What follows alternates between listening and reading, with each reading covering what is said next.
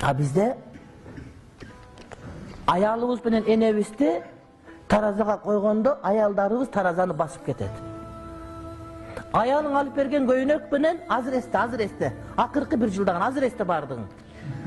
1 жылдагы аялың алып берген көйнөк менен апаң алып берген көйнөктүн санын эсепте, жана пулун эсепте, тыйынын эсепте.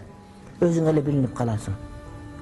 Ал сени тууган, сени терметкен, чоңойткон, бакчага апарган, мектепке апарган, жетелеген, сени күткөн, эртең менен тургузуп кийгизген, өзү жебей сага жедирген.